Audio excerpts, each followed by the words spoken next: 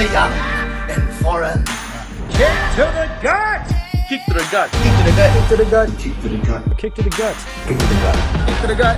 Kick to the gut. Kick to the gut. Kick to the gut. Hey, kick to the gut. Kick to the gut. Kick to the Gut podcast. Kick to the gut podcast. Kick to the gut.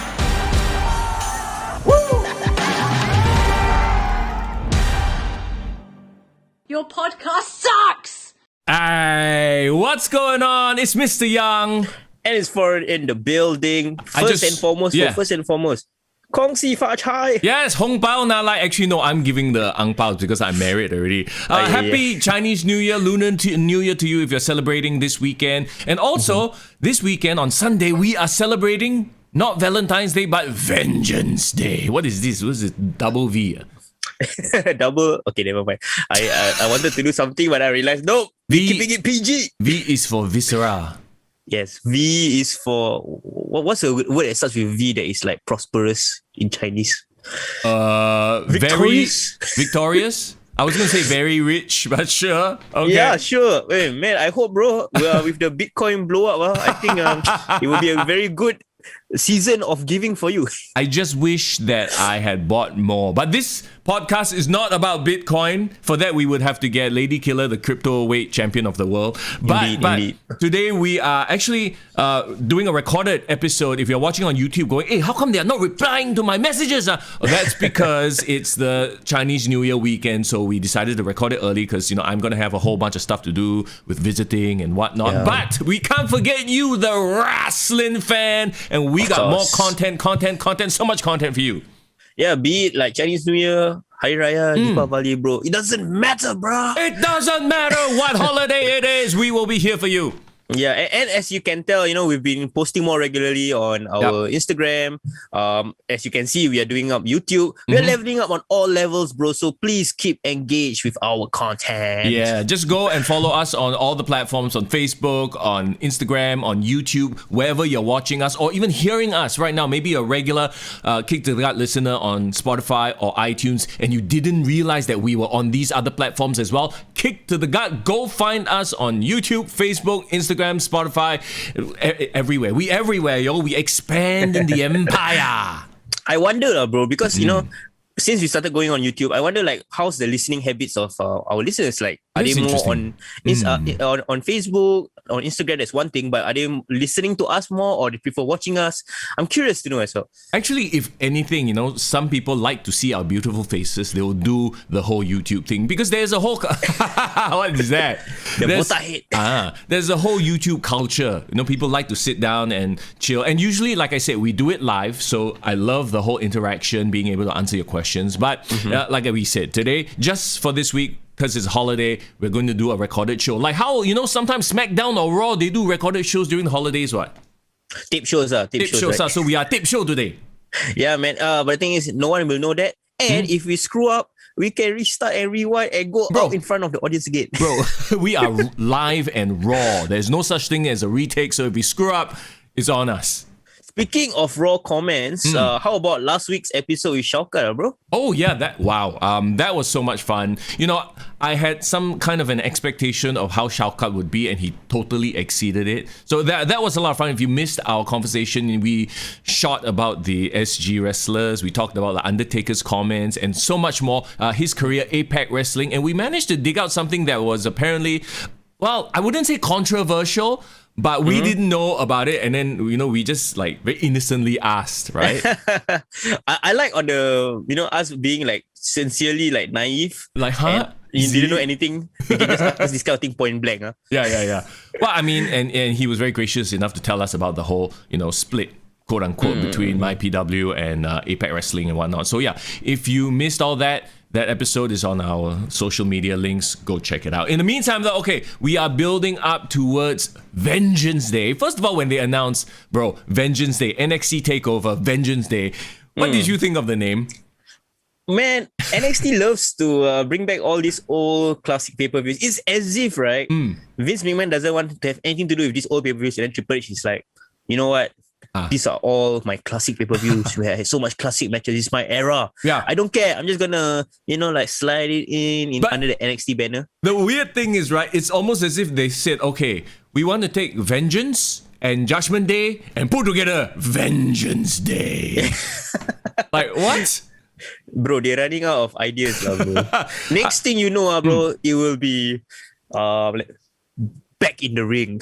Back in the ring? What the hell? No, they can still mix and match, lah. They can still Backlash and King of the Ring. Oh, Ring of the Lash. Survivor Judgment Rumble. Bash. Oh, God. Okay, no. These are all terrible ideas, WWE. Please do not take them, okay? But let's actually jump into the preview of NXT TakeOver.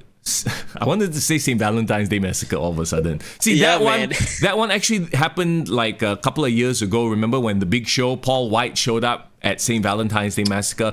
We posted about this in our This Week in History segment on Instagram, right? The thing I remember about that, though, was how stupid it made the Big Show look. Yeah. What a weird booking decision that was, man. He debuts, yeah. comes up from under the ring. Oh my God, there's this giant. He tore through the ring. It was Vince McMahon versus Stone Cold Steve Austin, right? And obviously, Stone Cold is beating the hell out of Vince. Well, Vince had the surprise. The Big Show comes out from under the ring, and it's a cage match. How do you win a cage match? By climbing over or getting out of the cage, both feet touch the floor. Yeah. Big Show throws Austin into the cage. The cage, because Big Show is so powerful, right? The cage breaks open, swings open, and Austin falls out and wins. Like, huh? Wow, then, so your first impression is a cock up lah. What did 20-year-old Mr. Young, what was he thinking when he saw like Big Show debuting? Like knowing his history from WCW. Yeah, obviously I was excited about that. But when he cocked up and helped Steve Austin win, I was like, wow, that's a bit of a letdown. Well, yeah, when I first saw it, right, I was thinking to myself, was it a botch? Like, did he meant to do that? Yeah. Because technically he helped, quote unquote, help Austin win, right? Yeah, lo, exactly. Lo. So the whole plan backfired lah. Yeah, but I mean, that was the storyline lah. Like, I mean, looking back, it wasn't the best storyline, but it is the storyline nonetheless. It was the story of Big Show's career lah, bro, basically. He's been a chump his entire career. Hey, he has a show on Netflix, okay? Which I think sucks, but anyway, that's not the point. You wish you didn't watch after a while. I watched like 3 episodes out. This is so fake. And I got my wife to watch it. She hated it even more. Like, she was like, the acting is so fake. It's so bad.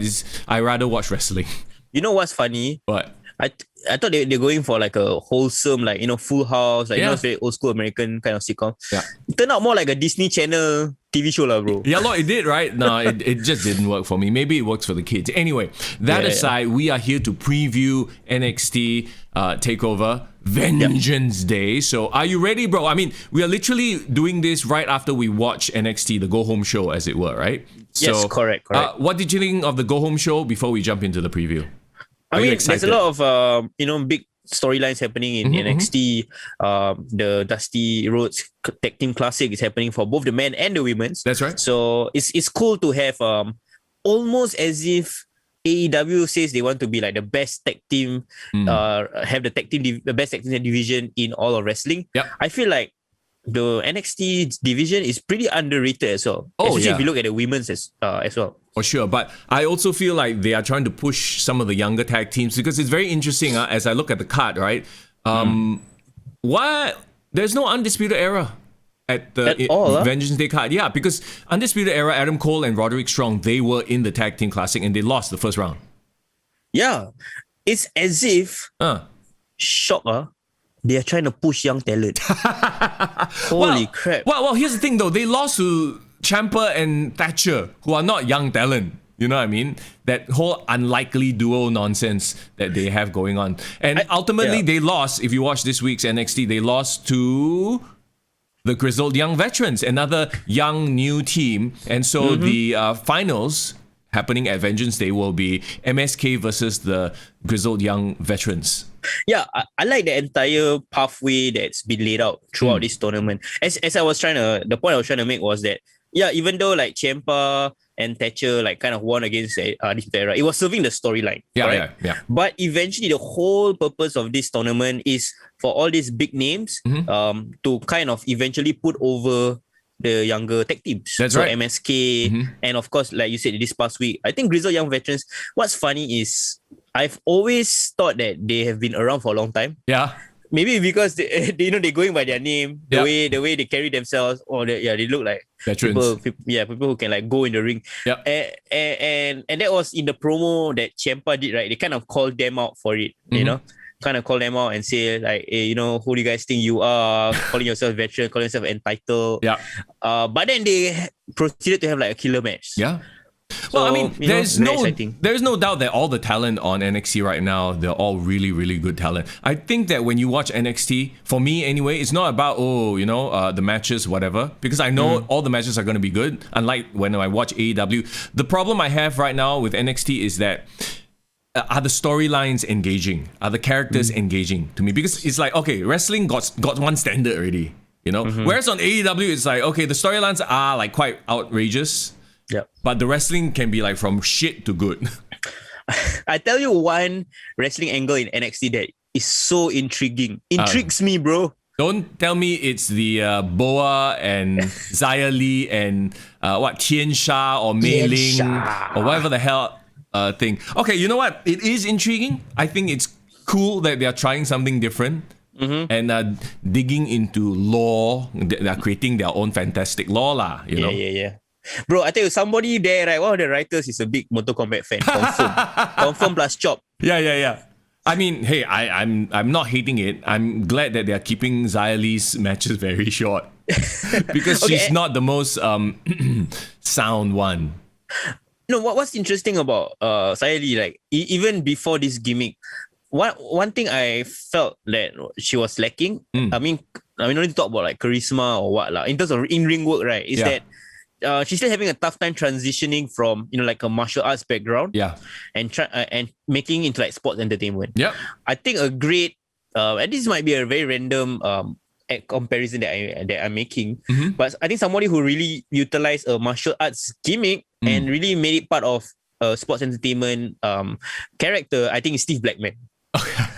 Steve Blackman, I think Ken Shamrock would fall into that category as well. Yeah, correct. Ken Shamrock definitely with his combat sports background. Why I say it does well in sports entertainment is they carry themselves out as like a legit badass. Yeah. And then their moves, yes, it's snug, it's slightly stiff, but I feel like it's entertaining. Yeah, it is not. The problem with that though is, and I understand that they want to be safe as well, right?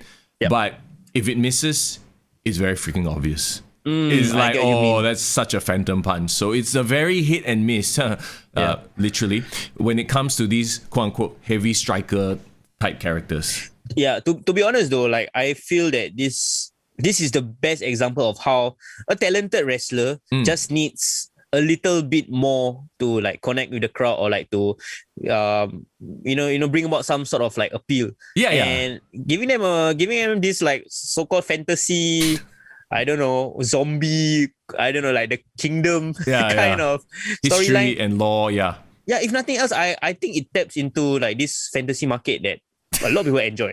Yeah. I mean, come on, now the wrestling fan, even wrestlers themselves are like huge fantasy geeks and video game geeks. So, you can definitely find some people who will be interested in. I think we are, falling into that category. Also, you notice Boa still hasn't been in the ring. He's just there as a presence. That's it. Bro, Boa and Omos, right, can go stand together. Yeah, just stand there, do a few things here and there. This time he got choked by Mei Ling, and that's about it. Yeah, but I really like the so-called development because for the first time, it's not just a squash match. I mean, it was a squash match, but the developments after that. Oh, right. When Kaden Carter came out, a tag team partner. And Casey Catanzaro, and they got, quote-unquote beat down lah. Yeah, they kind of got in the face of this Tian Sha lady and like, who the hell are you, blah, blah, blah. So, I'm actually confused by this whole thing, right? They keep referring to the zombie woman, whatever she is, like 1,000-year-old woman as Mei Ling, even though they announced it as Tian Sha. So I'm like, is it Tian Sha, Mei Ling? Like, what is Tian Sha the deity or the dragon that she supposedly sold her soul to? So there's that whole lore there. What does Tian Sha mean? Like, do you know what it translates to? Not really. It's just a name. Oh, okay. Yeah, so I don't know whether Mei Ling is like his. Mei Ling is just a name lah, Yeah, like how a lover calls the wife. What? I don't know what you guys call. What do you guys call each other? I don't know. What, like a paupe like it's like very manja word. I don't know. It's not a term of endearment. It's a name. Right. So I don't know. Maybe Tiansha is a title. Anyway, they need to sort that out. And there was a YouTube video that they put out where there was some sort of like short animation where they explain. You saw that? They kept saying Tiansha, so I thought that was her name. Then all of a sudden this week they're like mailing. I'm like, what? I mean, I think it is Tiansha, and they went into like a whole like 3-minute like video with animation and all that about explaining the law and how this lady is apparently like a 1,000-year-old zombie warrior princess. Trained by a dragon because her brother was evil and she had to sell her soul. Blah blah blah. I mean, it's fine, it's cool, it's fantastical, but they need to sort the names out first. That's what I'm saying. If my first thought was when I saw her, I thought she was there's this one girl in Impact Wrestling. Su Yung. Su Yung, Yeah, that's what I thought too. It's almost the same, their makeup. It's really, really cool. So unless it's like a fantastic reveal where, when she strips off all the makeup, it's actually somebody that we know. Like Gail Kim. 1,000-year-old. There is a talent in, I forget her name already. She was injured for a while, but she's Asian now. She's been training at the Performance Center. I just can't remember her name. I think she was in the Mae Young Classic as well. Chinese lady? Yeah. Really? Michelle or some K or something. I forgot her name already. But yeah, okay. Most likely this is who she is, like, they've just repackaged her and now, So if you talk about NXT having like, interesting storylines, I think the interesting one seemed to be the very experimental type of storylines. And another one that they had on this show, do you know which I'm talking about? Of course I do. It's Cameron Grimes. Rich Grimes. Yeah. Like I actually, when he came out and then he was like, oh my God, what's going on? He's in the Lambo. And then, and he starts talking about GameStop and Dogecoin. I'm like, oh my God, this is... I loved it. I loved it so much. And he's the perfect character to pull this off. For the longest time, he'd been like this, country bumpkin hick, like, whatever. And then now he's rich. Now, how is he going to act?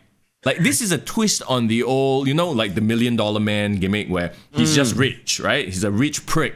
But this guy he used to be like a country bumpkin and now he's rich, but he's still a country bumpkin at heart. So I'm like, ooh, how is this going to play out? I actually really like it. And I feel it's really funny. It just reminded me of Jamie Noble's storyline. Oh my God. Didn't he like somehow strike it big and he managed to buy a big house? Oh my God. Do you remember this? I can vaguely remember it. Okay, so from my recollection, right? So he was living in a trailer park, like literally with media.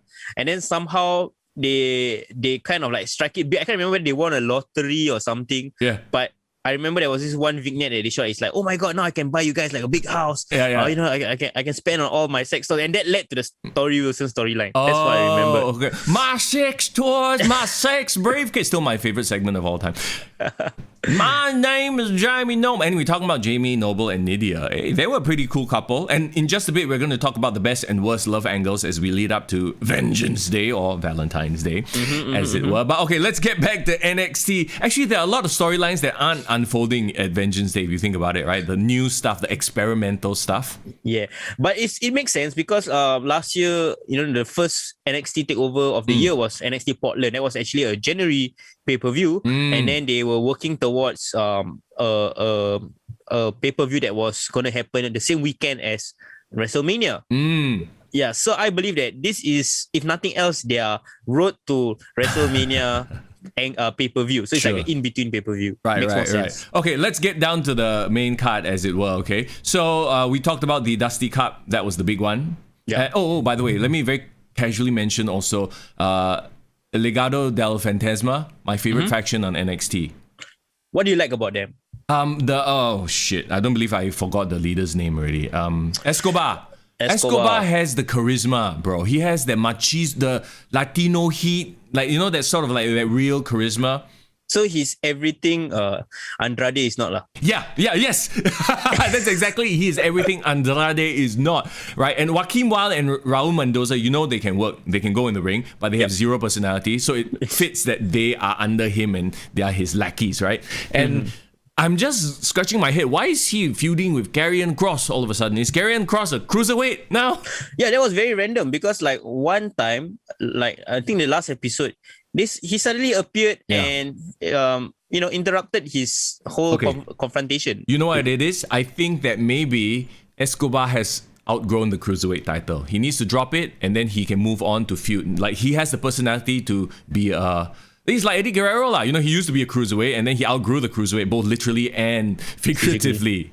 Yeah, I think he can go and challenge the NXT American title, North American title. Yeah? There is a spot that has opened up, given that Damien Priest is now on the main roster, right? Mm-hmm. Or Damien Priest and Bugs Bunny.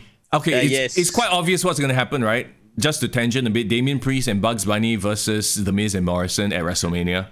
Hey, you know what? If Bad Bunny can bring all his 29 point how many million followers on Instagram to watch WrestleMania, I'm all down with that, bro. Well, apparently he's training at the Performance Center. Hopefully he'll do a better splash than Snoop Dogg did on AEW. Yes, for sure. And you know what the best thing is? And I don't know whether I mentioned it to you. Yeah. So he got 29 point how many million of followers, right? Yeah. He only follows one account, bro. WWE?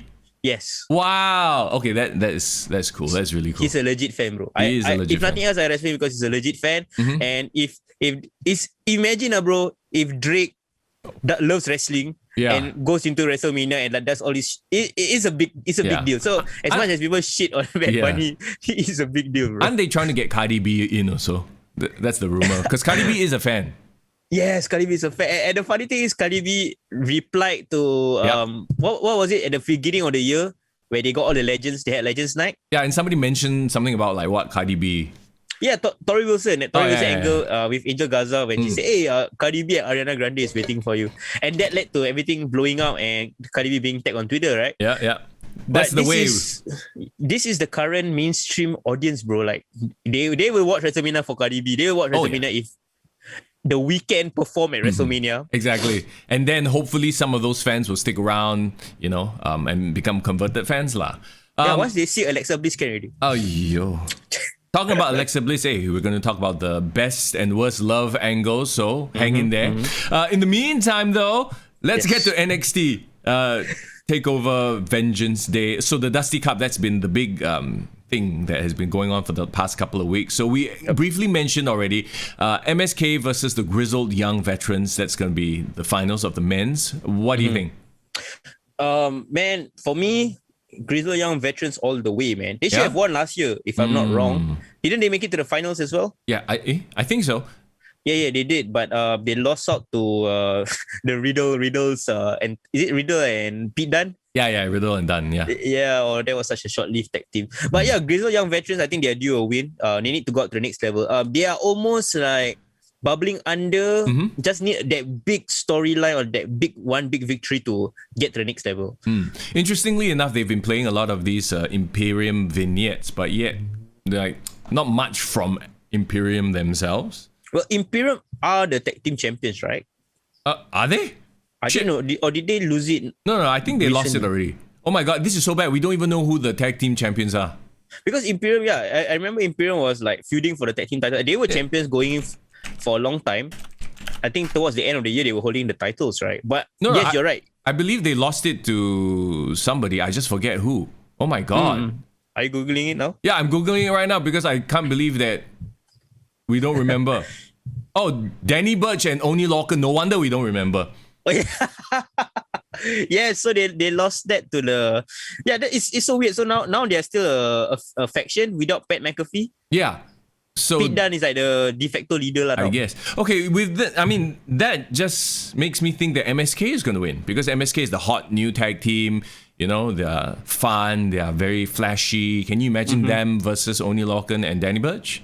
Yeah. I mean, that would be a great match. But I personally would like to see Grizzled Young Veterans versus Burch and Orton because it's going to be a kick-ass, drag-out brawl of a match, man. Yeah, okay, technically it will be, but you do understand what you are asking for, right? It's two heel teams that aren't very over as heels. So it's a match that is going to be actually quite dead in terms of like excitement for the fans who, you know, might not know better. But one question, Imperium right now is a face, right? No, really? I mean, they've no, they're heel. They're still heel? Yeah. Okay, so by logic, booking sense, it makes sense for MSK as the face to win because they have more heel tag teams to fight against. Correct, Is that what you're trying to say? Yeah, that's what I'm trying to say. Yeah. I mean, for me personally, I would still want Grizzled Young Veterans to win only because like I feel they are due. So even if they're the heel, I feel due a win. Right. But yes, going forward, I'm not sure what NXT has in store for their tag team division, man. Breezango. Again. My favorite team. No. Beth Phoenix's favorite team. I love Breezango too. Holy crap. Okay. Funnily enough, when I look at the women's bracket, right? I didn't even realize, but yeah, they definitely have less teams. So they only had quarterfinals, semifinals, and finals. For the men, it was they like had 8 teams only, right? Yeah. The men, they had double that, you know? So, but it is what it is. I mean, they're still trying to build that division. Wait, what? There were 16 men teams in NXT? Wait, is it 16? 1, 2, 3, 4, 5, 6, 7, 8, 9, 10, 11, 12, 13, 14, 15. Yeah, 16. Yeah, there was 16. There's an extra round. Okay, bro, my mind is blown. How are there 16 teams in NXT and there's barely like 6 teams to share among Raw and SmackDown? What is this, bro? Okay, to be fair, they were borrowing. So Lucha House Party was one of the teams. I mean, Lucha House Party technically is on the main roster as well. The Bollywood Boys were there. Technically, they are 205 Live. So Ever Rise, which, you know, once in a while rise up to NXT. Before that, they down under, is it? Yeah, they down under, exactly, right? So anyway, so let's move on to the women's division then. Yep. And of course, this is a first, and this is going to be historic because the winners will challenge the WWE Tag Team Championship, which I'm laughing because I remember the meme. Nia Jax and the Hole. My Hole. Nia Jax and Shayna Baszler. Okay, hold on. Can we just address my hole right now? What the hell was she thinking when okay, so if you don't know what my hole is about, Nia Jax tried to do like a leg drop on the side of the apron onto Lana, but Lana moved. Yeah. So she landed ass first, and then she was selling it like, and instead of just saying like, that hurts on my butt, she said, my hole. I'm like, what? The best part about that was live. You can hear it say my hole right before she got thrown into the table, right? Yeah. But on the YouTube replay, she said my butt first, and then the my hole was like Jerry Springer kind of bleed like. What the? But okay, like why did she? I don't know. Maybe it was in the moment. Maybe she wanted to say my whole butt or my asshole. But she censored the ass. She say my asshole, but she can't say my asshole. So she went for my hole. or she was trying to pop the girls at the back. Like she was trying to say, hey guys, what if I just say hole for no reason? Or like, what if I take this bump and just say my asshole? Yeah. And then they were like, okay, challenge accepted. And then she went out, my hole. What if, right, WWE is smart enough to capitalize on this, release some merch, and I can imagine, you know what's the merch gonna look like, bro? A hole? No. I already have it in my mind. Like, imagine it's a picture of Nia Jax doing the leg drop at the ring apron, but instead of the ring apron, right, underneath the ring apron is a huge like manhole. So basically, she's dropping into a hole, and then it's like my hole, Nia Jax. Come on, guys, release that merch. Actually, yeah. If they were smart, right? You're right. They should play out this whole meme. It becomes a storyline. It's like Titus will slide. Okay. Yes. Yeah. I think Nia Jax, bro, they should run with it. She will be the most unlikely face turn of this decade, bro. Yes, yeah. And then like Shayna Baszler can be like, what were you saying? You know, like they can try to play it off. I don't know. I mean, if WWE plays it right, this is like their first viral moment of the year, man. It is already a viral moment. My whole funny thing is, I saw their YouTube videos for Raw. It's actually like the second most viewed clip on Raw, bro. Yeah. It's like almost 1 million views. Yeah, because it's my whole. Okay, it's one of those organic viral moments you can't create, or maybe they did create. You never know. Mm-hmm. So anyway, let's go back to NXT Vengeance Day. So Ember Moon and Shotzi Blackheart versus Dakota Kai and Raquel Gonzalez.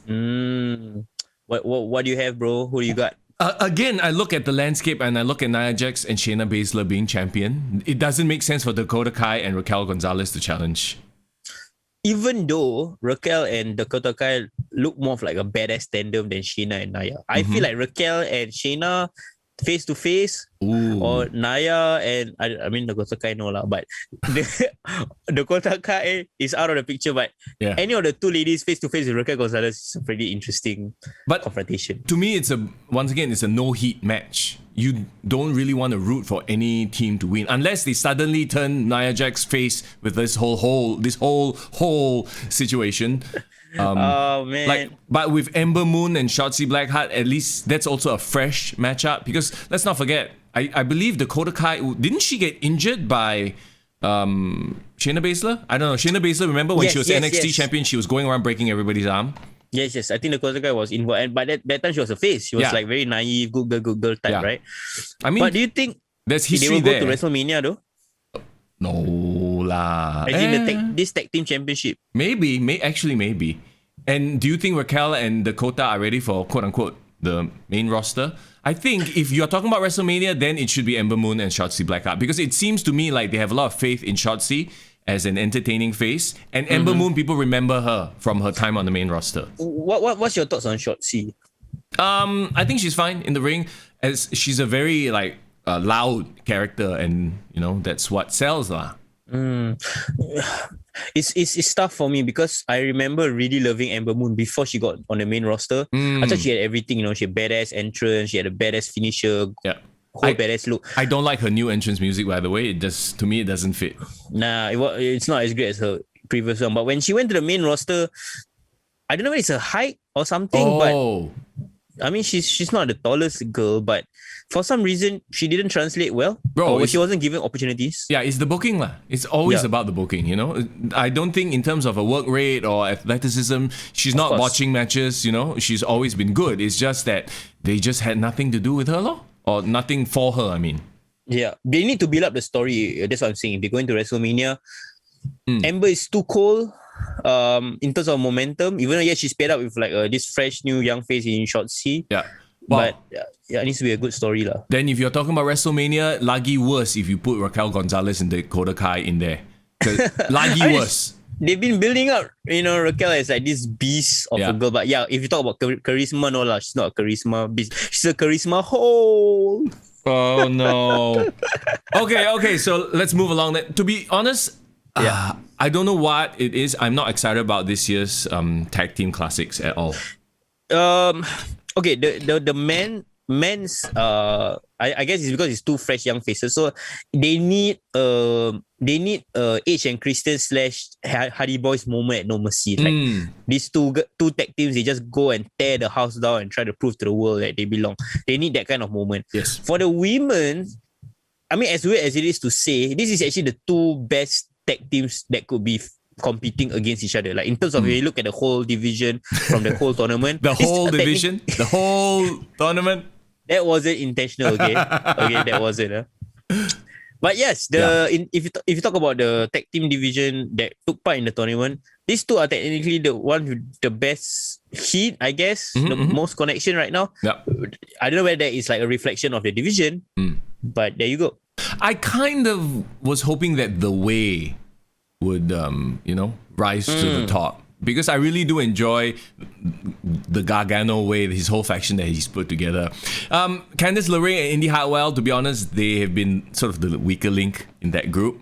Because Gargano has been killing it as this annoying dick heel. I actually, at first when he turned and then they were doing this whole family thing, I was like, is this going to work? Then every week I'm like, he's being more and more of this chicken shit heel. I'm like, okay, I can get behind this. I like what he's doing, especially with Austin Theory. Austin Theory being this young, very talented guy who obviously can gain a lot from Johnny Gargano's experience. Let's face it, man, Gargano, it's actually been the Gargano show lah. This whole The Way faction. Gargano is the thing that's making it awesome. And it's so weird because I've seen him as this number one underdog babyface of NXT for the longest time. I was actually very sad when I found out that apparently I thought he got injured. There were news coming out, breaking out in the earlier part of the week, right? But it was a whole ruse. Yeah lah, it was you got worked, bro. You got worked. I got worked. Yeah. He came out and was on a wheelchair even though his arm was injured, and then they made this whole thing, and then Wade Barrett was like, no, trying to defend him. I thought that was quite funny lah. Yeah, that's quite funny. Yeah. Go ahead. So the I guess they are gonna contend for the title at this NXT TakeOver. Gargano. Oh no! Gargano has. You mean himself for the North American Championship? Yes. Gargano correct. versus Kushida, who still to me is cold as ice. I mean, He's been. Okay. Yeah, I'm trying to understand like how did the NXT American Championship, because in my opinion, I'm still thinking of like the Gargano storyline with Damien Priest not Leo Rush. Was his Leon Ruff. Leo Rush, Leon Ruff. Oh my Leo god. Rush 2.0 basically. Yeah, so my mind was still on that. But how did it transition into Kushida and Gargano fighting? Well, it started from the start of the Dusty Cup. Their first match was The Way versus Kushida and Leon Ruff. And Kushida and Leon Ruff actually beat Gargano and Austin Theory, thus pissing Gargano off. Then they attack each other. You know how they built this whole thing from there, lah. For whatever reason, though, I don't know. Maybe Kushida needs to ditch his freaking jeans and outfit and his whole Back to the Future theme. It's not working for me. Nothing. Like, he's been more aggressive, but like for whatever reason, I don't buy it. When I used to see Tajiri out there, when I used to see which other like very intense, like Shinsuke, I'm like, oh shit, they seem like badasses. But with Kushida, it doesn't translate for me. The jeans look, I don't know, man. Jamie Noble-esque. Yeah. Why just steal my jeans? Holy crap! Now you mention it, I can't unsee it. Yeah, I think to me, Kushida is the presentation, his outfits and everything. He looks like he's not dressed seriously, so why do I take him seriously? Yeah. He might be suffering from the Kenta problem as well. His reputation precedes him in New Japan, and everyone expect him to like come and like be on a house on fire. Because the difference between how Shinsuke was treated coming into NXT and how Kenta and now Kushida was treated, you can tell the difference. Yeah. You can tell the difference. And to be fair, Kushida, even though he was a well-known name in New Japan, he wasn't contending for the top titles. Right, he wasn't Shinsuke level lah. He wasn't. He was actually essentially a mid-carder, bro. His time splitter gimmick, and also he was also a tag team with Alex Shelley. So we are not taking him seriously because WWE is not taking him seriously. Yeah, exactly. Well, okay, so there's this whole like angle as well with Dexter Lumis and Austin Theory. That's sort of part of this. So it's interesting that I don't know. Maybe I feel like this could be a sort of a what's the word I'm looking for? Like a no finish match. Like Gargano wins, retains, but it's some bullshit ending. Austin Theory gets involved. Dexter Lumis gets involved. I want to see a 4-way, actually. Between all four of them? Yeah, at some point. And this could be like, how they put over Austin Theory. Because let's face it, Johnny Gargano as champion, he's there to sort of put the other younger talent over. That is the whole point, right? So, are you already signaling like a dissension between Theory and Gargano? I mean, eventually that might happen. That obviously will happen. Maybe at WrestleMania. Hopefully, slowly. I mean, the point of Theory and Gargano being together is for Theory to get pushed, right? Yep, it's not for Gargano's sake. Gargano is already a name. So, right now, I want to see maybe a triple threat or a 4-way somewhere down the line for the US title, for the not US title, a North American title. I mean, to be honest, it's a really strong list of contenders right now. Even on the mid-card, title on NXT. Yep. Hey, I got one person I'm wondering where he is. My favorite guy on NXT. Why is he disappearing again? Who? The Velveteen Dream. I have no idea. Yeah. Is he injured or just taking a break? Yeah. He had the entire Me Too situation. He came back and then he was like, a bit lower down the card. And then he disappeared. Then I think after Thanksgiving, like after October or what, I haven't seen him since. Yeah, he feuded with Kushida actually for a bit and then just kind of disappeared. So I don't know what's going on. Yeah. Kushida broke his arm for a shoot. Man, Velveteen is another guy that I kind of really want him to succeed in spite of all the troubles that's been happening. He needs time. He needs time to get there. I think he's still very young. Good that he has age on his side, for sure. So that's the North American Championship. I don't think Kushida is winning this. I feel no excitement about him in this match. Yeah, Gargano is too strong a character, especially now, still in the infancy. Honestly, I rather they hand it off to Dexter Lumis than Kushida. What does Dexter Lumis remind you of? Like, I'm trying to place what you like comparisons with him. I can't really tortured artist, sort of creepy ass. Like he stands there and just stares at you. Maybe he's this generation's Heidenreich. Remember his entrance music? Heidenreich. I remember. And then he wanted to read Michael Cole a poem. It was But It was I think awkward. Loomis has this aura about him, right? It's funny though. He can come across as really, really menacing, but he can come across as like a bit of a caricature. Like it's like almost like a joke like that. Yeah. I mean, obviously the name Dexter. I mean, he picked the name Dexter because of the TV show Dexter, who's this like serial killer, but he's like a good guy, quote unquote. So I think that's where they're going with him, lah. Perhaps, but maybe it's his Zoolander smile or something. I don't know. Yeah. He got the Zoolander. You know his art is his art, right? Like he literally is an artist. Yeah. That's impressive. For whatever reason, when I found out about that, because I saw an Instagram post and I clicked on the link. It was his personal Instagram page, and then there was his art. It's like, oh, he's a real artist. I'm sure at some creative meeting, it's like the whole Undertaker or Paul Bearer thing, right? Yeah. So what do you do? What are your hobbies? I'm an artist. Oh, and becomes the tortured artist. I love it though. I love it. I mean, this is better than Eggman, for sure. Eggman. Yeah. Throw back to the Undertaker story. Okay. So yeah, I think we both agree Gargano should win this one, right?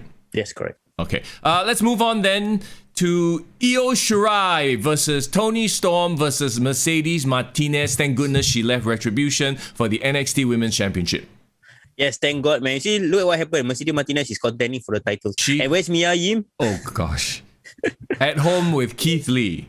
Yes. Getting the BBC. Oh, you mean he's practicing his finisher on her? Yes, the Big Bang Catastrophe. That's right. Okay. Yes, so this week we saw vignettes from Eoshirai. Speaking in Japanese, she should only do that. I wish Asuka would do that. Sometimes her promos, when they force her to speak English, are a bit rough. Yeah, Eoshirai, Japanese, damn hot. End of story. Sure, okay. Eoshirai, Toni Storm as well. Also very hot. And Mercedes Martinez, she did this, she has the whole mask thing. I was like, oh, very socially responsible. I like it, especially during COVID times. Yeah. Or maybe she's giving a homage to her Retribution gimmick. Maybe, right? So what do you think of this match though? Okay, Toni Storm right now is a heel, right? Yeah. And I guess, obviously, Mercedes Martinez is a heel. Yeah. And Eoshirai, she's the face, de facto face, but she kind of walks around and acts like a heel. Yeah, but she's a face, technically. Yeah, she's a face. So the problem is, I don't feel that she's in peril at all. Yeah, neither do I. To be honest though, okay, I don't know if she's not in peril or she's just a bit cold right now. I feel like she is a bit cold. In fact, I feel like they are putting more emphasis on like Schatzy, on Raquel. They've been building them up, but kind of left Shirai on the side. Like she hasn't been portrayed like very, very strong recently also. She left, like they're giving her the Asuka treatment. Yeah. Like even though she's the champion. Yeah. But they just let her be, which is weird because shouldn't you center your entire division around her? Well, yeah, if anything, if you build your champion up to be indestructible, then the person who beats the champion gets all that heat, right? So now I feel like Shirai has very little heat. She's cooling down tremendously from when she first won it. And like even if she does pass it on to Toni Storm or Mercedes Martinez, it'd be like, oh, okay lor. I think the problem with Eoshirai is a lot of people just assume that she's badass and just leave it at that and like, okay, expect her to like keep this aura from inactivity. But no, you have to build what? Yeah, it doesn't make sense. And also, Toni as a heel still needs time to, simmer and build. What EO needs right now is a really well-built opponent. Like, somebody with a lot of great momentum who can actually pose a threat. Rhea Ripley? Yeah, and that's the next question I wanted to ask. Why is Rhea Ripley not in this match? I feel like, okay, maybe they're preparing her for the main roster already. Maybe she's going to debut on Raw and SmackDown sometime in the next few weeks. But if she were to, make a big splash on SmackDown or on Raw, it should have been the Raw right after Royal Rumble, man. It would have made the biggest sets. Imagine, Bianca Belair won. Yeah. Rhea Ripley comes out and says, you know what? I'm going to make my debut on Raw and I'm still going to fight for the titles. If nothing else, her being in the mixer against the Asukas, the Charlotte Flair, the Lacey Evans. And that is something that I guess I have to touch upon because it seems like Charlotte Flair and Lacey Evans is going to be fighting at WrestleMania. that means Asuka might lose her title to Lacey Evans, which scares the shit out of me. Oh my god. Yes. Well, actually, if you think about it, Ric Flair is probably going to get involved. Maybe Charlotte Flair will get involved and then cost Asuka the title, and that breaks their friendship up. So there's a separate angle there as well. Yes, correct. And if you saw what happened on Raw, they literally had a number one contenders match between Charlotte Flair and Lacey Evans, which Lacey Evans won. Yeah, because of Ric Flair. Yes, and now I feel like, you know, WWE going into WrestleMania season, they want all the well-known names on the roster, right? So obviously Ric Flair will somehow be involved. So it's gonna be Lacey and Charlotte for the Raw title. Apparently, I guess. I agree that that's probably what's gonna happen. I don't like that it's what's gonna happen. Where does that leave Asuka? Yeah, but imagine if Rhea Ripley came in right after Royal Rumble. And went up to Asuka. It's like, you know what? Or like Charlotte Flair, like, you know what? You go win back your title. I want to have a rematch. Right. You know, I think they deserve that. I think if anything for Rhea, they probably want to space out the quote unquote reveals, and because you already had Damien Priest debuting on Raw, right? So you want to spread it out a little bit. And then Seth Rollins is returning to SmackDown. So if anything, I think what they don't want to have too many returns or debuts all at once. Fair enough. Like I said, if Rhea Ripley doesn't picture into this match, I think that's the reason why it's so cool. Because Rhea Ripley technically has the best momentum right among now, future contenders or potential contenders to Eoshirai. So the question is, do you see Tony or Mercedes actually picking up the victory? I'm pretty sure if the title were to change hands, Shirai or Io will not be pinned. It's one or the other, right? But nah, I don't think so. I honestly don't think Toni Storm is ready. I think Mercedes Martinez is a veteran, but she just came back. Yeah, she just came back and she's not hot enough. As in not physically hot, but I'm saying like not momentumly hot. That's like terrible use of English, but yeah. Then again, none of them are hot. None of them have the heat right now, if you think about it. Yeah, unfortunately, man. I mean, like for 3 hot girls, they should be hot. I mean, yeah. Well, okay. The one thing though is that they keep bringing back the storyline of Toni Storm winning the Mae Young Classic and she beat Io Shirai. So there is something to that. Yep. If Toni actually beats Io and then you can go back. See, I've always had your number. Or if Io beats Toni and is like, okay, see, now I've avenged my loss at the Mae Young Classic. Yeah. Well, if nothing else, bro, I hope that Eoshirai stays in NXT for the longest time. So even if she loses her title, I don't hope she doesn't get called up. What if then Eoshirai and Asuka versus Nia Jax and Shayna Baszler at WrestleMania? I would rather watch that. Kabuki Warriors Part 2. Yeah, yes. Oh, and then the return of Kairi Sane. Oh, that would be awesome. Love it. And love it. They might become the next Kai and Tai. Oh no. I miss Kairi though. Oh, yes. I think we all miss Kairi. Okay, and now we move on to I'm going to assume the main event. No, they better be the main event. The all-European main event, interestingly enough. Finn Balor, the Prince, versus Pete Dunne, the Bruiserweight. I am looking forward to this. This is going to be an exciting, brutal, very physical, very snug match for sure. I feel very privileged that we got the chance to see Pete Dunne perform live. And technically, right, bro, we can be those kind of smarks that say that, hey, you know what?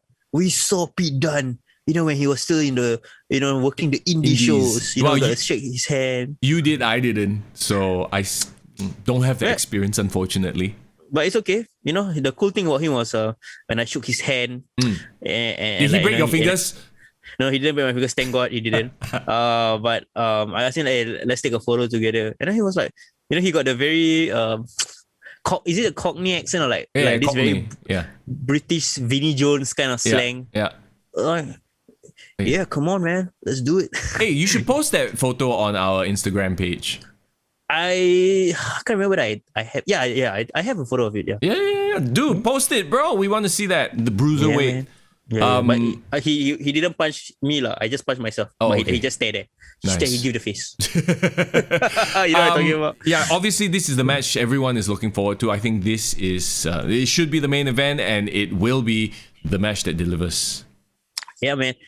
One thing I love about the build up so far is that it's a build up on a storyline that Pete Dunne is leading this faction. Yep. I guess taking charge of what Pat McAfee is not doing. Yep. and man, the thing about Finn Balor right now is that he's right now operating on another level, just like what it said. His character is like on point. He walks around like a badass. And I feel like, as great as it is, I wish Finn Balor was like this, but in the main roster.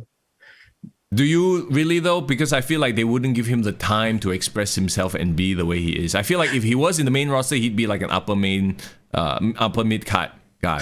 That's the thing though. Like when he first, debuted on Raw, when he was the number 1 draft pick in 2006, where he was contending for the Universal title with Seth Rollins. Do you remember that whole 1 month build up? Yeah. He had victories against Roman Reigns.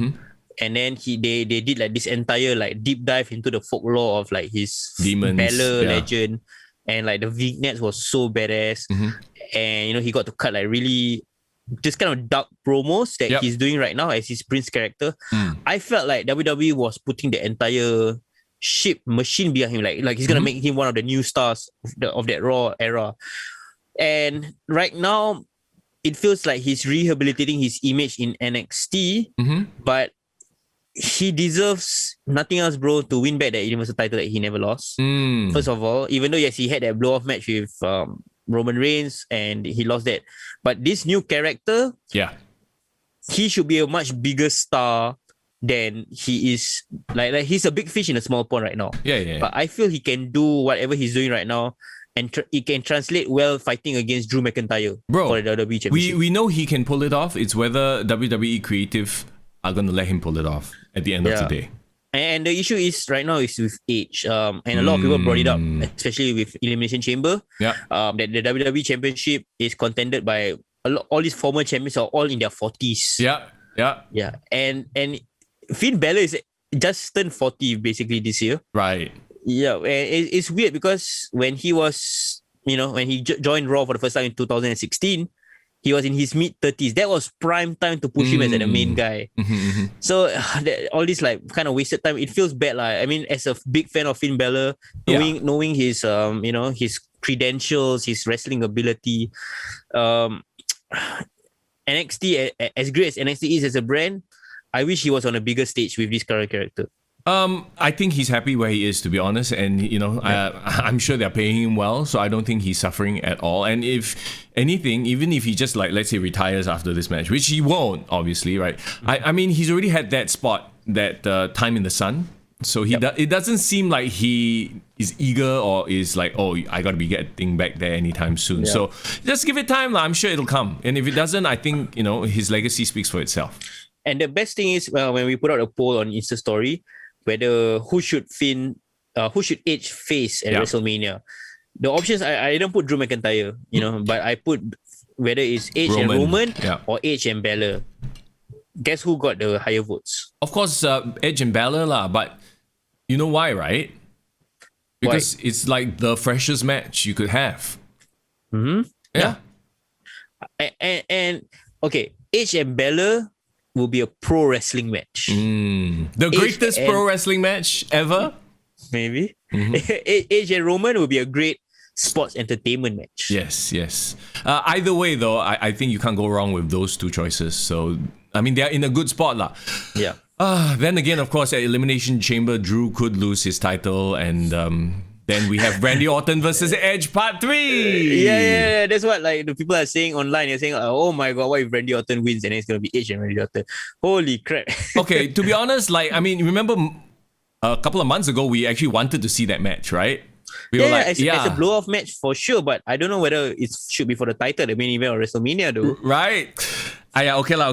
I still am hoping for Reigns or Finn Balor. Actually, more Reigns, because Roman Reigns needs somebody to dance with at WrestleMania, and as it as it is right now, like, what are they gonna do? Kevin Owens again? Nah. I think Kevin Owens had his time in the sun. Even though I really enjoyed. Yeah. You saw last week what happened on SmackDown, right? Well, he just showed up and stunned the shit out of him, I mean, no, that is one thing, but the promo before that. Oh yeah. When Roman Reigns lost his shit and Paul Heyman's reaction. Yeah. Of course. Why is he doing this to me? I think Edge and Roman, for me, that is my pick. And Finn can do something with somebody else. Yeah, I think Edge and Roman will be great. And I mean, we're going on a bit of a tangent with regards to NXT, but I just wanted to wrap it up by saying that I love how Edge is playing his cards right now, keeping it waiting, and it's great that he announced straight away like I only like know what to do once the smoke is clear after Elimination Chamber. I.e. drag it out and make people watch lah. I mean, yeah. And I think that's what I always liked about like last time when they were doing all their Road to WrestleMania angles. My favorite, personally to me, was like Chris Benoit, and also the John Cena / Batista angle. Where do you remember this in 2005 after Batista won the Royal Rumble? Then Triple H was telling him like, hey, you know what? You should go to SmackDown. You should challenge I remember JBL. That. Yeah. Then Evolution will rule both shows, right? And then at the No Way Out pay-per-view, JBL won his like barbed wire steel cage match against Big Show. Yep. And then Batista came out. And then he was like, oh shit, is he really going to go through with this, go to SmackDown? Yeah. And then at the same time he came out, John Cena came out. Because John Cena at that point in time won his number one contenders title. So it's technically supposed to be John Cena and JBL. But then Batista being there teasing that it could be a potential triple threat. Yep.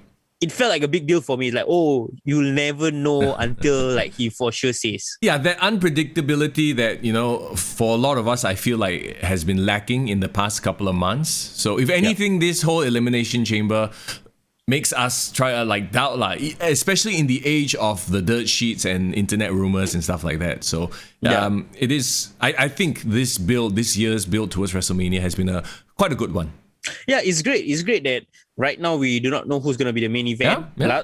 This time last year we know it was Drew and Brock for sure. Yeah, 100%. Yeah, so I'm all for it. I'm just wondering who is Sheamus, as in like how is Sheamus going to somehow finagle his way and get that number one-on-one match with Drew? Is that going to be a WrestleMania caliber event? I don't know. It's going to be on Raw. I'm sorry, but I feel like it's going to be a blow-off match on Raw before Drew goes on to WrestleMania, or whoever has the title goes on WrestleMania. So the big question mark is Drew. Who's Drew gonna face? Can you imagine Drew versus Sheamus at WrestleMania, but not for the title? That's a bit of a letdown, right? No, man. Yeah. So Edge needs to go and target Roman Reigns. Go there. You know what? I'm honestly alright if Drew fights like a legend or returning guy, at WrestleMania, because I don't think he's gonna be the main story. Brock Lesnar. Yeah, you know what? I think Drew versus Brock in front of a crowd, even though it's a small crowd, but in front of a crowd, I think he deserves that victory lap. That moment basically, that was taken away from him. Yeah. So Finn Balor and Pete Dunne, Finn Balor to retain for me. Right. Yeah, I agree with that as well. Okay, so moving on then, it is, Vengeance Day, but obviously it's supposed to be like a play on Valentine's Day. We threw up a poll on our Insta stories, and we want to share as well our memories of your favorite love angles, love storylines from pro wrestling. I mean, there have been so many, and why not, right? It is a part of our lives, and pro wrestling, if anything, is a caricature of our lives. Correct. So right now, though, do you want to share yours? If you want to think of a best and the worst. Yeah. I mean, I can talk about mine, but I would love to hear what our listeners say at first. Sure. Okay, so Div Royalty says Phoenix and Maria was so sweet and then so sad in Lucha Underground. Okay, this one I have no idea of. Never watched it. Lucha Underground, is it? I think when she's talking about Phoenix, it's actually Rey Phoenix. Oh, okay. So they had a thing lah, I guess. Yeah, but I don't know which Maria, because I don't remember Maria Kanellis being in Lucha Underground. Right. Enzo and Nia Jax was so awkward. Remember that short-lived thing? Yeah. Oh yeah. Shit. I wouldn't consider that a love angle. It was just like it's like a flirtation angle. Flirtation thing, yeah, and also my hole. Power couple Stephanie and Triple H. Yes, of course. Who could forget from their wedding in Vegas? I mean, first of all, that shit is not going to fly in 2021. Okay. They have been ruling our TV screens for 2 decades already. Oh yeah. Holy crap. And then, about a long angle, man. Yeah, and then it turns out they were working together, and then they still turned on each other. Steph got with Chris Jericho for a while to turn on Triple H, blah, blah, blah. You know what's the best part is, in real life, they only got married in late 2003. So before they even got married, they had a fake marriage and they had a fake divorce. Right. Before marriage. Yeah. Okay, Div also says was looking forward to Aliya, Mysterio, and Buddy Murphy, but looks like they dropped it. Yo, this to me is the worst one because of the potential. And So much what ifs. you guys know I've been saying this week after week during the whole Messiah versus the Mysterio storyline. This could have been the telenovela crazy love story angle that WWE wanted, right? In freaking Otis and Mandy, but we'll get to that one in just a bit. To me, this is the biggest squandered opportunity. They had it right there in their hands. You had Humberto Carrillo in the mix, who could have played the potential boyfriend that Rey Mysterio wanted Aliya to have, but she was interested in the bad boy. But we didn't know if the bad boy buddy was actually a good guy or he's actually still working for Seth. There were so many freaking layers to it. It could have been a telenovela, but they shit the bed with it. And that's why, to me, it's the worst storyline as far as the love storyline is concerned. There's only one plausible reason why this did not work out. Why? One day they just look at Aliya, they look at Buddy, they look at Humberto, and then they decided all these people cannot act worth a shit. Hey, okay, it doesn't freaking matter. Sometimes you don't need to act well, okay? And this leads me to my next point, because several people also bring up the Otis Mandy one. Best recent love angle. You know what? To be honest, now that I look back on it, I actually disagree. It was one of those aspirational stories, right? Every fat disgusting slop. I'm kidding. Holy crap. But you know what I mean? It's an aspirational story. Oh, look, someone like Otis could finally land someone like Mandy. You know what killed it for me though? What? And I'm pretty sure this is the reason why they didn't pursue this angle. Mandy didn't seem to be into it. Her acting is not good enough that it would have sold me on this angle. To me, the entire time, even though it was such a hot angle, right? To me, she didn't look like she was really that into him. When you look at Seth and Becky, when you look at Triple H and Stephanie, when you look at the real couples when they are together, there's this chemistry. They had no chemistry. They had no, when you say it like that, yes, it's always Otis, like being in love and lovey-dovey. And then like Mandy's like, oh, Otis, you know, you're so sweet. I'm play acting being in love. And I think it came across. And unfortunately, Mandy is not that good an actress. So I did not buy it at all. I mean, it was an interesting angle, but I never really was invested. So I guess basically that you're trying to describe like every like wrestling fans love life lah. Like they are into the girls, but the girls are never into them lah. Oh no, you did not just go there. Hey, all the more she become relatable, right? No. But the thing is, they were trying to play it off as if she was interested. It seemed fake to me. You know what would have worked? What? Like honestly, and I think like on hindsight, they should have gone down this route. So it became like a rivalry between Dana? Mandy Mandy and Sonia. Mandy and Sonia. So like the love angle from there became to Mandy and Sonia, right? Yeah. They can have had their feud, they can have like their, beach fight and all that. But then actually when push comes to shove, Mandy actually betrays Otis and then gets back together with Sonia as like a heel team. Tag team. Or goes out with Dolph or whatever. That was the storyline, remember? Yeah. Because I feel like when you say it like that, if Mandy was so-called legit like play acting in the storyline all around, like he was in love with him, but actually when I realized like why am I in love? I deserve the best. I'm a goddess, blah blah blah. Yeah. And then it goes back to like yeah, I mean, okay. Yeah, that would work. To me, this whole thing didn't work because she's just a terrible actress, okay? I'll just put it out there. All the more, you shouldn't want this whole Aliya telenovela angle to work. I think they were fine. You didn't have to. And plus, you had Seth and you had Rey to sort of play it up as well. And have you watched Days of Our Lives? Bro, you know what would be the most Days of Our Life twist? What? Then in the end, she leaves Buddy Murphy.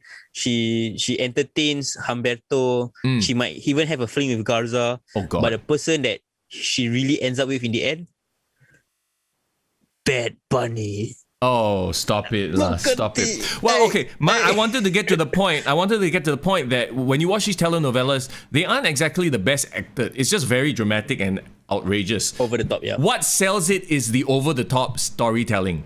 not And the zooms, bro, acting the and the zoom. zooms. Yeah, so they could have. Anyway, I get pissed off when I think about that because of the lost potential. Okay, here we go. Irvin Kia says, Yep. worst love angle was Kane, Lita, Hardy, Snitsky, baby. But I couldn't look away. That wasn't so much a love angle as it was like freaking borderline sexual assault. Yeah. It was the psychotic kind of love story that somehow is so bad it's good and entertaining. I don't know why. It's like a car crash. You can't look away from it, right? You can't look away. Mr. Stubius says Billy and Chuck was both good and bad. Yes. And the song and their theme songs were great. Yes. You look so good to me. I mean, it led to the whole Eric Bischoff and that was the best prosthetic, by the way, ever used in WWE. I had no idea it was Eric Bischoff. That led to that moment. So I mean, something good came of it. Is it Urfi or 3RFIE says love triangle between CM Punk, Daniel Bryan, and AJ Lee. That's the favorite. The least favorite, Alicia Fox and Edge. Alicia Fox and because Alicia Fox was his wedding planner to Vicky Guerrero. Yeah. I bet. Oh yeah. Now that you mentioned Vicky Guerrero, now I remember it. Right. Then like he was like hitting on her because he was like, cheating on Vicky, was it? Yes, correct. And because he was with Vicky, because Vicky was the SmackDown GM at the time, and he wanted the power, and because of this, Vicky, this was towards the road to WrestleMania 25. So Vicky enlisted the help of Big Show, then it became a triple threat. John Cena was involved, blah blah blah. Okay, or was it Triple H? I think it was Triple H. I vaguely remember the storyline, but I don't remember it being bad. So. I guess so. I mean, but if nothing else, it gave us Alicia Fox. Woo. Yeah. CM Punk, Daniel Bryan, AJ Lee. I stopped watching wrestling at that point. So do you remember this one? Of course, bro. Oh man, this was one of the things that you would have enjoyed watching about wrestling because were you there with regards to AJ's run in the roster? Not really, no. Okay, so AJ Lee, she started off as this like geeky, nerdy chick. She was playing that angle, right? And then she became this like naive, super puppy dog in love with Daniel Bryan. This was before the Yes movement happened. So if you recall, at WrestleMania 28, Daniel Bryan had a match with Sheamus for the world title. Yeah. And then she gave him a kiss on the apron. Yeah. And then in 12 seconds, he kinda bro kick and he lost the title at the opening match. You remember that? Yes. So after that, obviously, heel Daniel Bryan was berating AJ, make her feel like shit, blah, blah, blah. And this point in time, he was, contending for the WWE Championship against CM Punk. So CM Punk being like the nice guy, defended AJ in storyline. Yeah. And were they married AJ already or, together already or in real life? They're married. So I guess this whole, is similar like Triple H and Stephanie lah. They working together. Probably they kind of fell in love during this period because AJ Lee, started to have those like puppy dog. Because the whole story, the whole gimmick with her is like she's like this crazy chick, right? Yeah. So while she's being like all puppy dog with Daniel Bryan, CM Punk stood up for her, but also tell her like, you should leave this guy. He's not treating you well, blah blah blah. And then like CM Punk like low-key, smooth. He just say, you know what? I dig crazy chicks. Then it's like, hey, cari chance only, That's why. And then from her fixation transferred from Daniel Bryan to CM Punk. Right. Yeah, so like when CM Punk, entertains her a bit, and then she got super crazy into CM Punk to dress up like CM Punk wearing his t-shirt on that. Sure. Yeah, and then they had this triple threat match between I can't remember the triple threat match. Oh no, but AJ Lee became a special guest referee for their title match at one of the following pay-per-views. And obviously now Daniel Bryan realized that shit, AJ Lee is like in charge of my destiny. Yeah. So he tried to sayang her a bit lah, and then like CM Punk is like trying to be all like stoic as a champion. You know what? I care about you, but I can't return my feelings for you, blah blah blah. And then she even went down the crazy route where she actually bent down on one knees and asked CM Punk to marry her. Oh my gosh. Yeah, drama.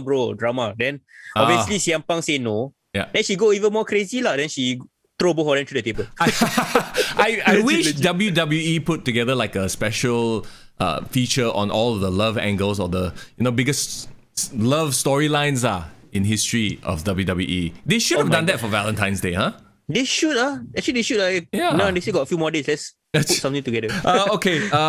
Edison, what's up? Says Mandy and Otis. Okay, we touched on that already. The Trickster says the one with Cena and Maria. Do you remember this? And Maria. I remember this. I think it's 2006.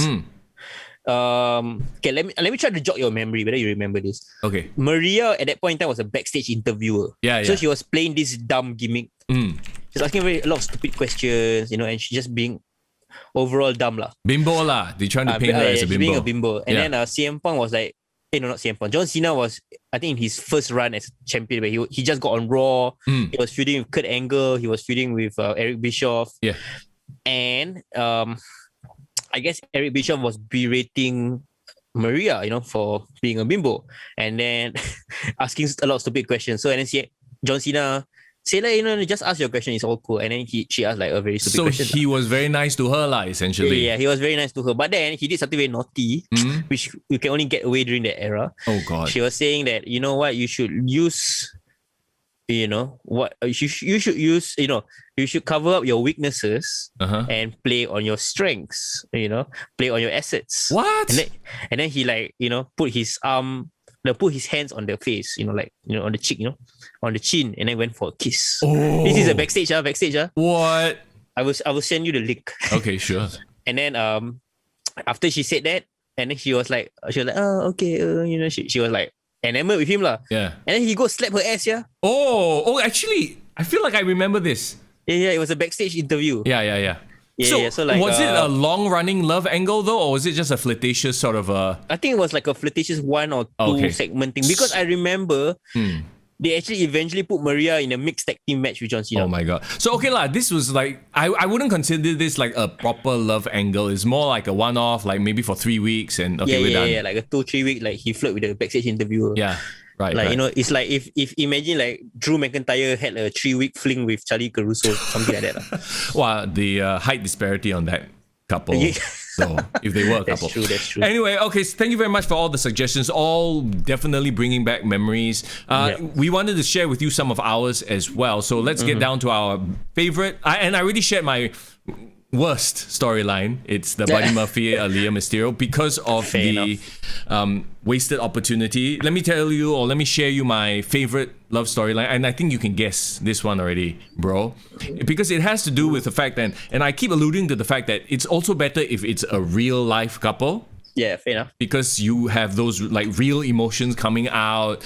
And this goes back to my very first feud in WWE history that I remember, which was the Mega Powers exploding. Of course, it has to be Randy Savage and Miss Elizabeth. Now, here's the thing. You remember when I first started watching, Randy Savage was a good guy. He was always with Elizabeth. They were already a couple. Yeah, and they were always... And Miss Elizabeth had that air of like, she's this sweet lady who's there with her man. She's there to support him.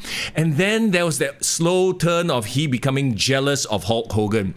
Why are you looking at my woman? I saw you with your lust. You had lust in your eyes. Lust in your eyes. Towards Hulk Hogan. And then Macho Man became the Macho King. He did a full heel turn. He feuded with Hulk Hogan. And he teamed up with Sensational Sherry, if you remember as well. Yes. But everyone still at the time, and I was a kid at that time, said, but he's supposed to be with Elizabeth. We all have that friend who breaks up with their girlfriend and then find somebody new, but we are all like at the back or at his back going, actually he should be with the other girl, the other girl was better. You have friends like that, right? Yeah. I mean, people tell me all the time I should get back with some girls. Yeah, right. Like they were right for you, sort of that mentality. So I think as a kid, that's what I felt. That was what that story line brought out in me. Even though when Randy Macho King was with Sherry, Sensational Sherry, they didn't really play that up, but in the back of your mind you knew it. Like, come on, they had the wedding and everything. And then when Macho Man finally turned face again, and then they got back together again, that was that moment that was like, all fans remember, oh, this is how it used to be. It's like that Cinderella story. Finally, the hero and the damsel or the love interest, they finally get together. And like the people in the crowd were crying, right? I remember like Yes. seeing people in the crowd crying. It was quite, I just don't remember if the wedding was before or after. I think, now thinking back, it might have been after. The wedding might have been after Randy turned face again, got back with Miss Elizabeth, then they went for the wedding, then Jake the Snake. Yeah. The wedding, if I recall, was at SummerSlam. Okay. So them turning face was at WrestleMania of that year. So I think the wedding was okay. after. So after lah, right. But yeah. Because why I remember it was because it's the first ever wedding that didn't really have interference. Like that whole ceremony went through okay until at the end at the back. Yeah, like backstage, right? Because of the snake. With the snake, yeah. Yeah. So yeah, for me, best storyline, hands down, Randy Savage, Miss Elizabeth, both because of how they dragged it out. You know, there were turns. He had a phase. Everybody goes through a phase where he's a bad boy dating some bad chick, right? And then they finally got back together. And to know that they were actually together in real life, in love as well. Yes. I mean, wrestling when done right and when it's really authentic, it gives you the feels, lah. Yeah. Speaking of authentic, by the way, I don't want to like accidentally step on what is your choice. So okay, go ahead with your worst and best. Oh, I mean, it's okay. I actually have, funnily enough, my choices hasn't appeared on any of the listeners' choices or suggestions. Yeah, there are a lot of love angles all throughout the history, right? Of WWE, pro wrestling. So some honorable mentions maybe right now, Kane and Lita. We kind of touched on it. Mark Henry and Mae Young. I mean, that was a whole thing, okay? That culminated in a hand being given birth to. So, I mean, if nothing else, the storyline went from A to Z, lah. It really carried through the storyline, so it's okay, lah. And it is very meme worthy. When you look back on it, obviously when we watched it, we're like, what the hell is this garbage they're doing, right? But when you look back on it, it's like, those were fun times. Those were crazy times. We talked about Edge Edge and Vicky Guerrero being a storyline. Yes, Edge and Vicky. Becky Lynch and Seth Rollins. This is one example of a real life relationship that didn't play out properly on screen. You know why? Because both were so fixated on like leaving their gimmick and protecting their gimmick, right? Yeah. And coming across as the number one badasses in their division. They don't want to act, in love. Yeah, there was no real like vulnerable moment between the two. I know they put them up against Baron Corbin and Lacey Evans in that weird like winner take all match, right? Yeah. But you're right, there was no vulnerability because they were at the height of their badassness. Yeah. So like, I mean, if nothing else, they're like this. They're more like Mr. and Mrs. Smith, like trying to be all cool and flirty, but that didn't work. And then after that, they just abandoned the whole thing. So. That's good. Okay, for mine, the worst one, and it's a very recent one. I know. Oh my God. I know. Can I guess? Bobby Lashley. Yes. Rusev. And Lana. Enough said. Of course. That one, don't even need to explain. I can't believe I sat through all that with weeks and weeks of you and me talking about Kakol lah, thinking that it might be something great lah because it was Paul Heyman. And then... Nothing. And the worst part is they involved Liv Morgan and then dropped the whole Liv Morgan gimmick. Yeah, Liv Morgan was in love with Lana. It could have been something. Yeah. Talk about potential. Ifs, right? Yeah. And I really love that Liv Morgan like gimmick where she was like the black cat with that music and all that. Oh. It should have led to something, man. Yeah. And then Rusev got so fed up he went to AEW. Yeah. So yeah, and the story that he told on all the podcast interviews he has done since was that they promised him that this will culminate in a match at WrestleMania. If they could have lasted that long, but after 3 weeks we realized nope, this shit ain't gonna last. Done. Kill it. It's dead. No. Okay. So that's the worst. What about the best? Okay, honestly, I got two. Ooh. One from my era, me growing up. So that's why it's near and dear to my heart. And second one is actually quite recent. And I feel like it's still ongoing. Okay. But I really think it's intriguing. Like, it's the kind of love story that I am intrigued by. Okay, so the first one, and I don't know whether you remember this.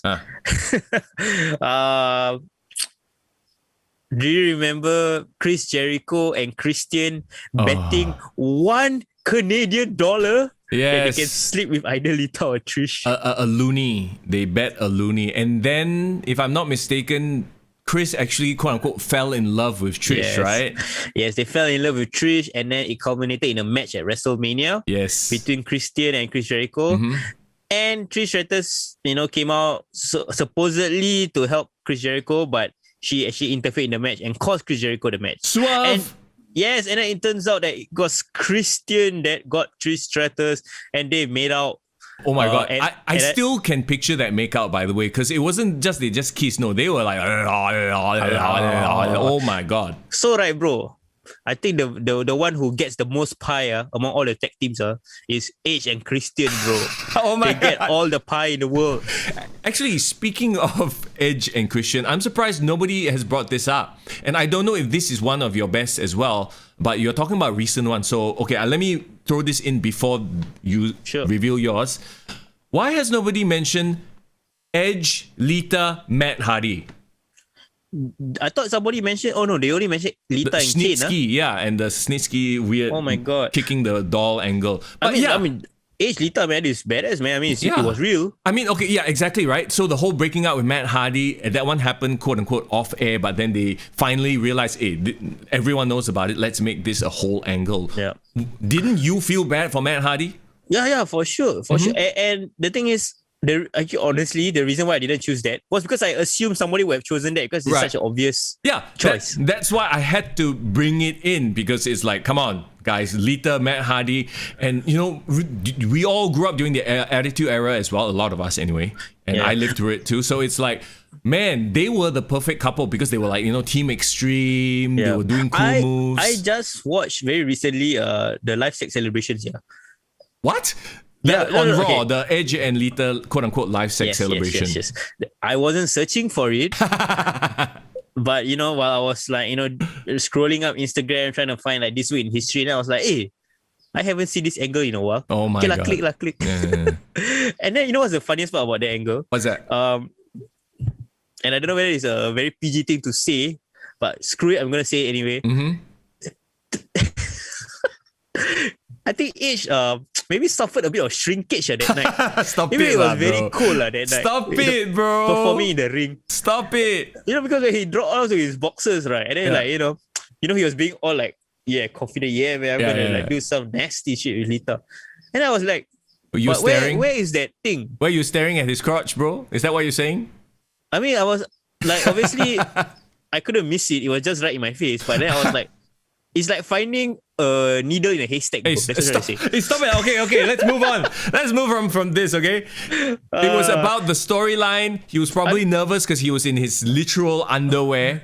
Come on, Ish. You got Lita there being all hot, and then that's the most you can do. That's the best. Didn't Lita have like a wardrobe malfunction as well? Yeah, she did. But so I was watching. Apparently, boy. on the live footage, right? They shot it from a different angle, and the moment like they saw like the slip, they straight away cut to the main one. So I think on like the repeat telecast, they don't show that particular angle. Of course, of course. But you will hear the crowd like gasp, like at that one moment. My God, shit like this will never happen ever again. In the WWE, never. I mean, I'm not saying that it should, right? I'm not saying it's a bad thing, but it's just like this sort of storytelling will never happen ever again. Yeah, I mean, unless you pay for OnlyFans. Oh my God. Okay. But my best. The reason why I chose Chris Jericho and Christian was because the very first like official VCD that I bought, why I say official was before this I was buying a lot of pirated ones at JB. Oh, right. But this is the first one that I saw at like my, under my blog, like, at the VCD shop. Holy crap, they sell wrestling. Yeah. I gotta buy this. So the first VCD pay-per-view I bought was WrestleMania 20.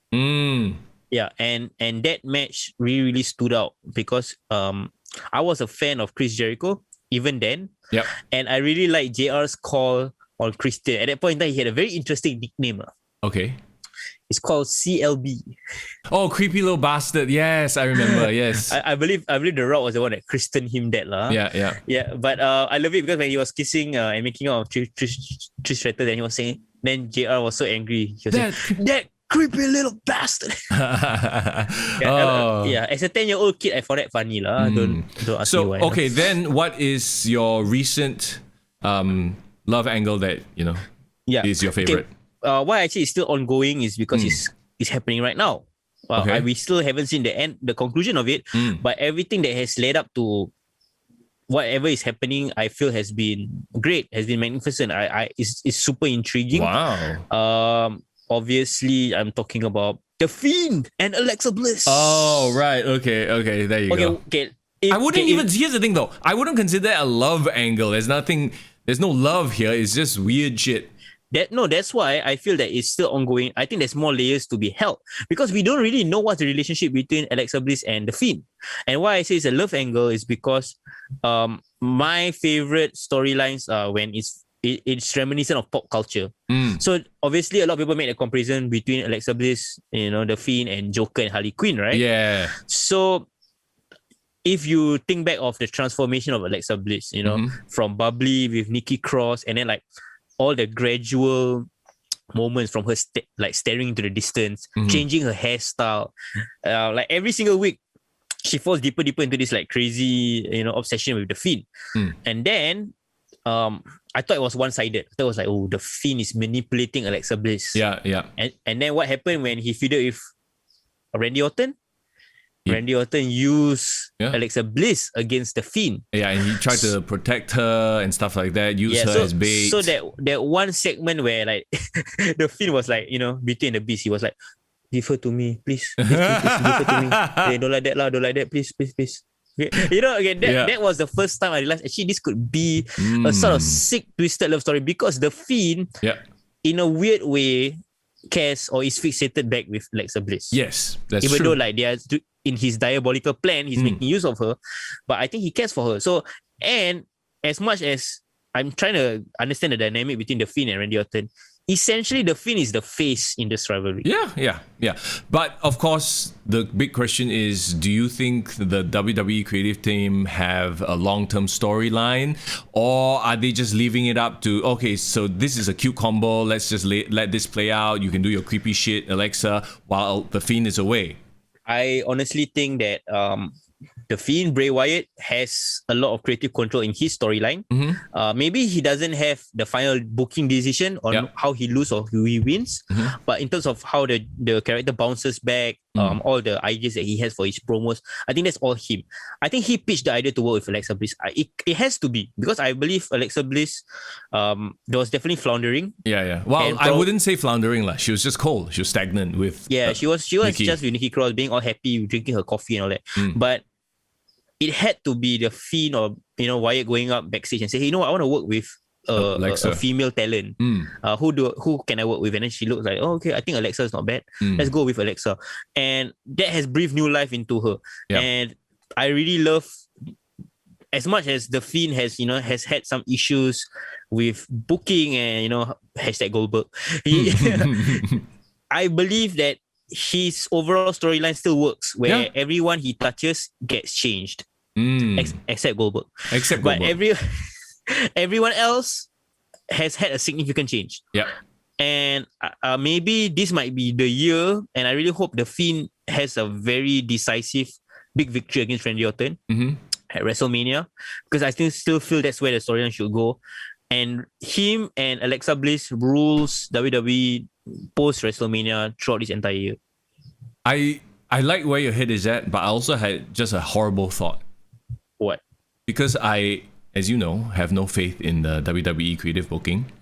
What if they can't get Brock Lesnar, so they bring back The Fiend to job to Drew at WrestleMania? I just... Do you see that as a possibility? Do you see that? No. Not do you want. I know nobody wants that. But do you see that as a possibility where the creative team is like, okay, it's not going to be Drew versus Sheamus. He still has a title because Edge went to challenge Roman. I believe. Okay. Now that I put it out into the universe. Here how am I going to get us out of this sticky situation? Okay. Randy Orton has Drew McIntyre on the ropes.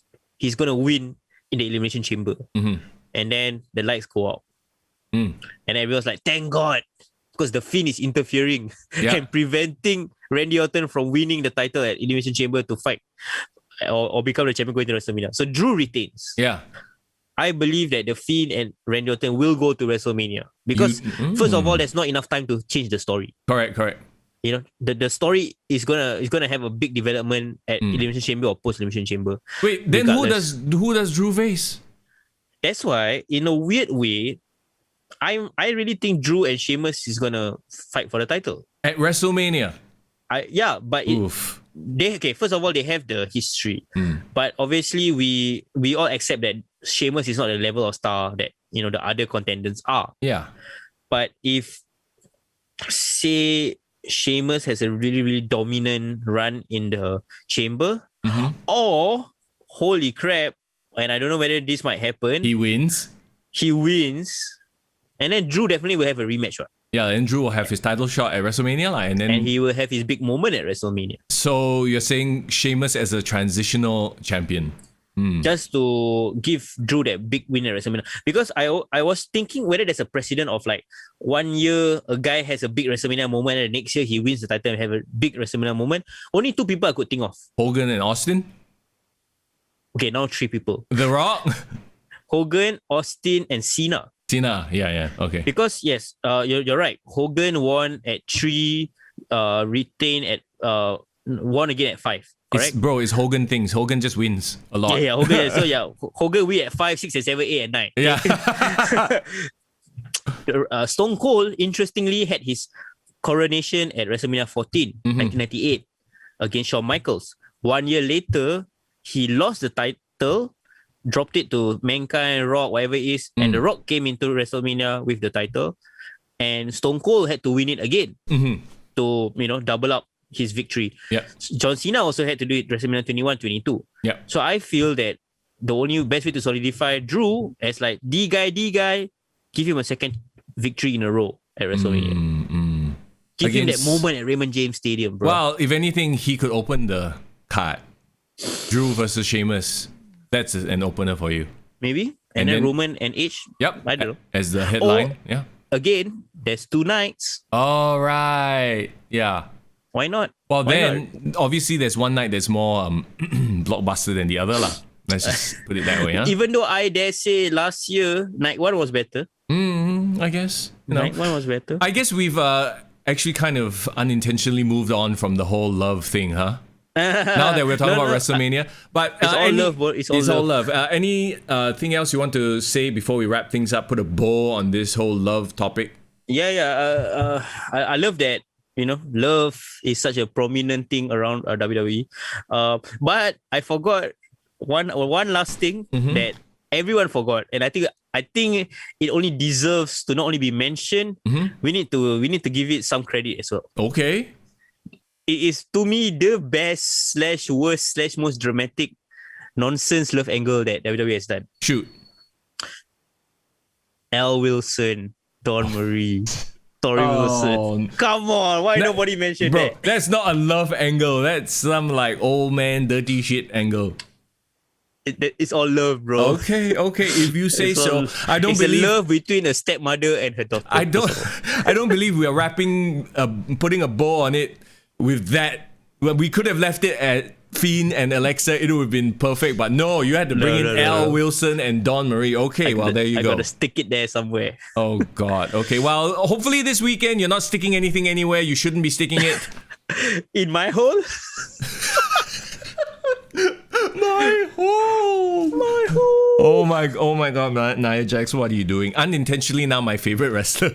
Unintentionally. Because of my hole. No, the way she screamed. Okay, anyway, I could go on forever about this. But everybody, thank you for watching / listening to the podcast. As always, we have so much fun with these topics and discussions. Thank you for sharing on our social media pages. Usually we would have done it in a live format, but as we mentioned, it's a holiday. So if you're listening to this on a Friday or whenever, hey, Happy Lunar New Year. Have a prosperous, I can't even speak anymore. Prosperous one. And have a great Valentine's Day as well. Or for you single folk, have a good Friendship Day.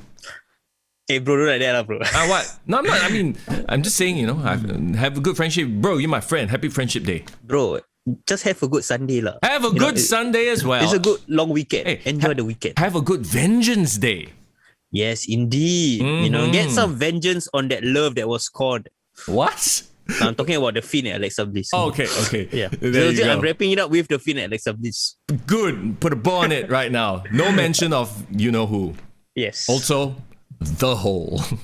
I will put that as this podcast main theme our topic discussion. The whole? Yes, the whole. The whole. All right.